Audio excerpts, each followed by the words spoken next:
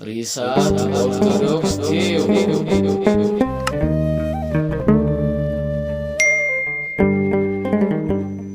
Tole egaa hordoftoota keenyaa kanatti aansuudhaan immoo karaa obboleessa keenyaa Diyaaqona Lammata Shoomee dhiyeenyatti sirni galatoo yookaan qiddaaseen afaan Oromoodhaan qophaa'ee kan jiru gamanumaanii isaa wajjin wal isin barsiisaa akkaataatti qiddaasee kana yeedaloo akkamiidhaan akkamitti ta'uu akka danda'u keessattuu yeroo ammaa dhaloonni baay'een gaaffii ta'e kan itti mul'achaa jiru yeedaloon yoo afaan Oromoodhaan hojjetamee akka yakka ta'e yookaan dogoggora akka ta'e fudhatama akka hin qabnettidha kan hubatanii dhaloonni kun maal hubachuu qabaa maal beekuu qaba isa jedhurraan kaanee keessummaa keenya qabannee isiniif dhiyaanneerraa kanatti aansuudhaan egaa akkuma maqaa isaa isinitti hime Diyaaqona Lammata Shoomee jedhama.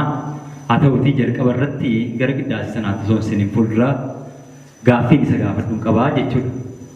Innis abbaa keenya qulqulluu Yaareediif Waaqayyo biraadhaan kenname akka barumsa mana kiristaanaa keenyaatti afaan immoo yeedaloodhaa kan jedhu irratti jalqabaa fi erga sana deebistee booda gara gaaffii itti aanutti hin ce'aa waan ta'eef mee kana irratti yaada gabaabaadhaan naaf ibsi. Galatamachaa gabaabumatti qulqulluu abbaa keenya Yaareediif kan bu'e kan isaaf kenname afaan osoo hin taane yeedaloodha.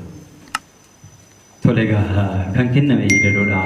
Yeroo sanatti akka beekamu qulqulluu Yaareed afaan Giiziyaasaa dhaloonni ammaa immoo gara afaan isaatti fidee yeedaloo isaaf kenname sana hordofuu danda'a jechuudha. Mee haa ta'utii egaa yeedaloon isaaf kenname maal jedhamaa mana kiristaanaa keessattis haala kamiin fayyadamna keessattuu ayyaana dhaloota gooftaa keenya Yesuus Kiristoos kana ilaalchisaa yeedalochaan waan yeedaleessinu qabna. Kanaaf duraa duubaan yeedalocha naaf hime. Atau akka mana amantaa keenya Ortodoksii Tawaahidoo Itoophiyaa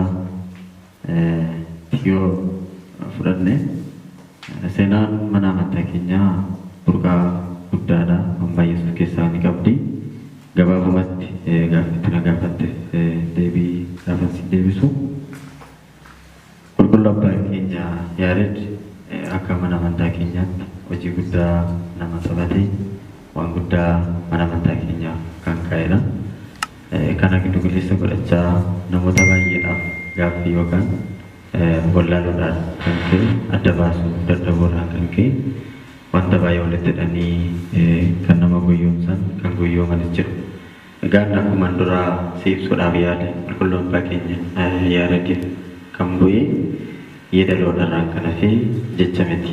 Giis kan jedhu walumaa gala kan bu'e Giis, Izil, Araaraay kan jedhamanidha. Isaan sana keessaa Giis kan jedhamu waa lama jira. Jechaa fi yeedaloo jechuudha. Kanaaf qulqulluu abbaa keenyaaf kan bu'e kana akka mana amantaa keenyaatti dhalataa Oromootti afaan Oromoodhaan isa Yaareediif kenname kana yeedaleessuu ni dandeenya kan jedhu dhibba keessaa dhibba yeedaleessuu hin dandeenya. Egaa yeroo baay'ee gaafan kana jedhu namoonni baay'een qiddaaseen afaan Oromoo gaafa ajjechiiramu gaafa jedhamu dhugumaa fakkannoonaan mana amantaa keenyaa akka waan inni diigamutti akka waan jijjiirutti akka waan inni balleessutti fudhatanii kan ilaalan jiru.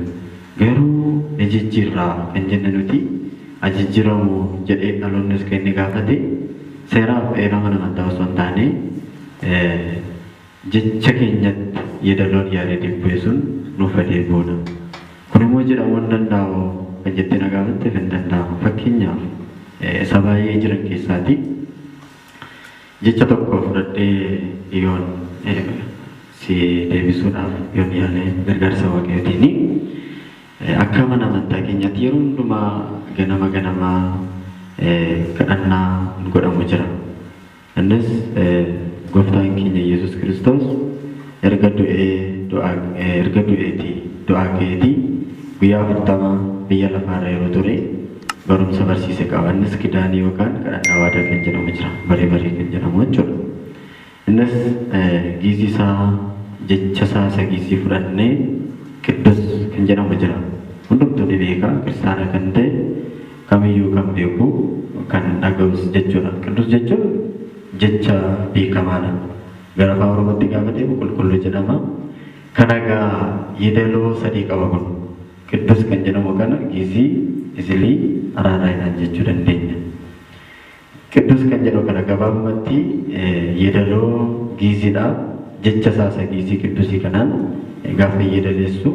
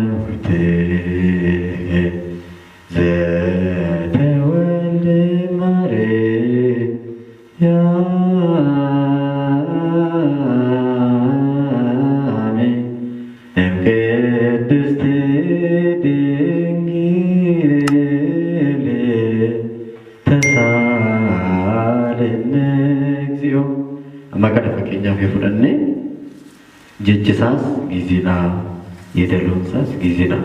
Namoonni baay'een kan adda baafachuu dadhaban namoonni baay'een adda baafachuu keessaan dadhaban kanaadha. Egaa nuti dhaloonnis anis akka nama tokko dhalataa tokkotti dhaloota tokkottis gaaffii kana hundumaa gaaffii namoota gaafataniif deebii ta'a kanan jedhu kanan baradheef kanan argirraati. Yeedaloo yaadadhi sana osoo hin jijjiirin yeedaloo isa gizii fudhannee jecha keenyatti immoo Oromeeffatti gaafa deebisnee jennu yeedaloon gizii dhala. Jecha isa gizii dhiisnee yeedaloo isa gizii jecha Oromeeffaa yeedaloo gizii gaafa gara Oromeessinee yeedaloo giziidhaan jennu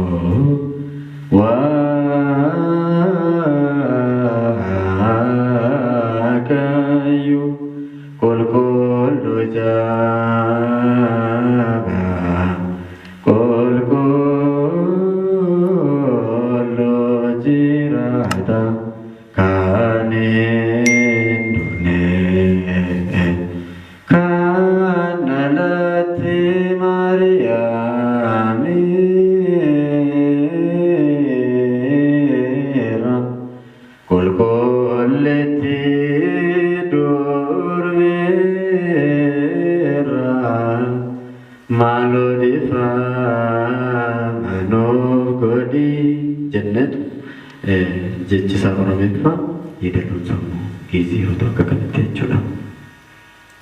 Tole gaafa kan kennameefi sadiidha jetteetta. Inni ittaanu inni jalqabaa jechisaas gizii yeedaloo isaan giziidha.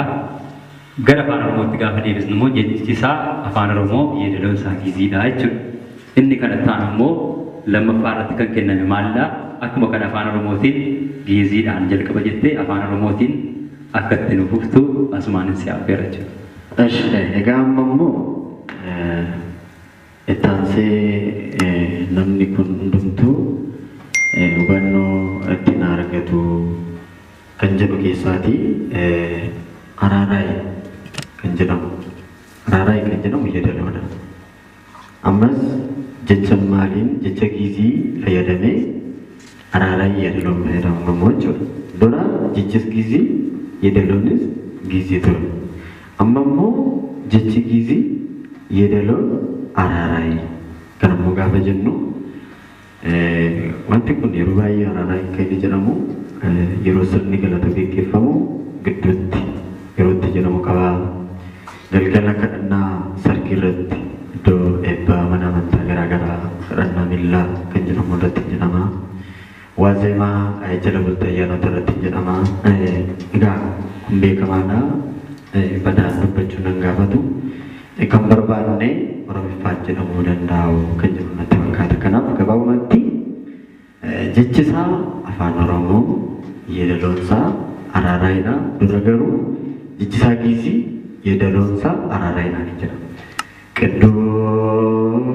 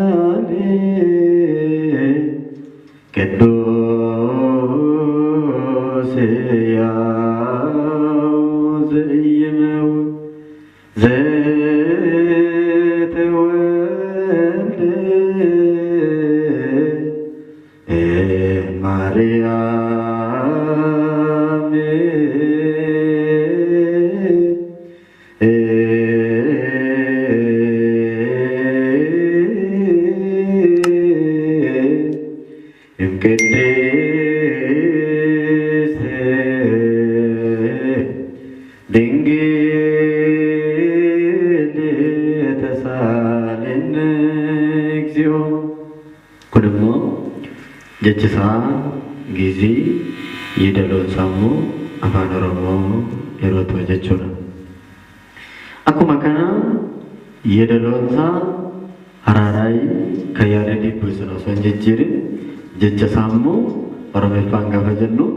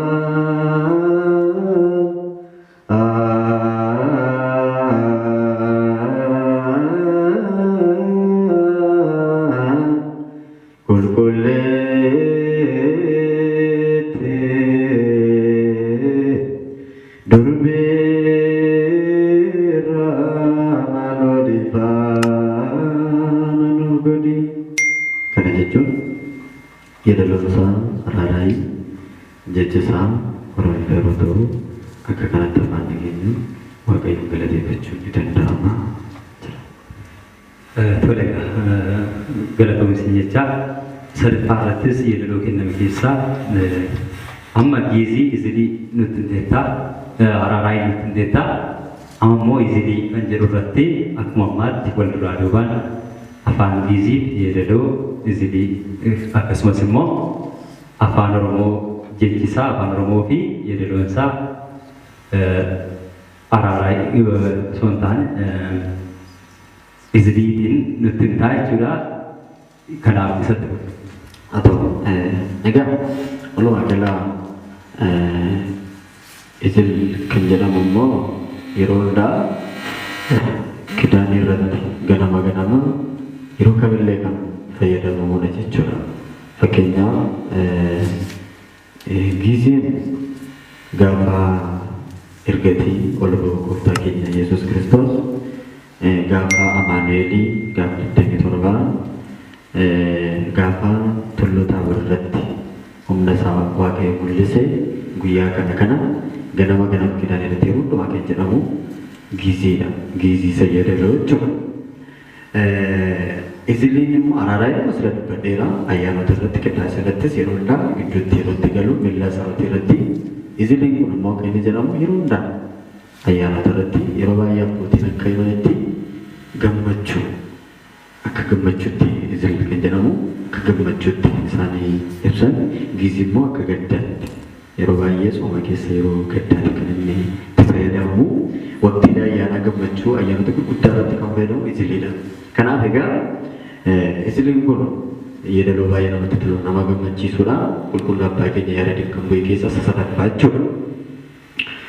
Gamoo kana qulqulluu qidduus kan jedhu uummati kuma jalaa qabee sababeer jedha jechuudha.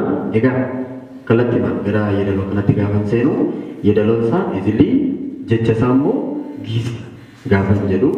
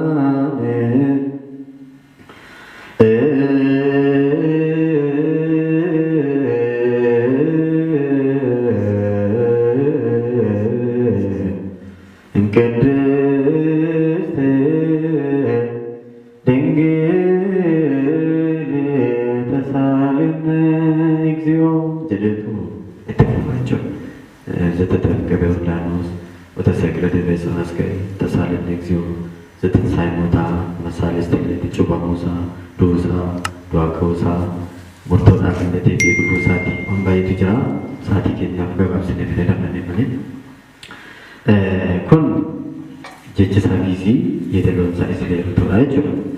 Kanuma immoo yeedaloo isaa isilii jecha isaa immoo oromeessinee oromeeffaan gaafa jennu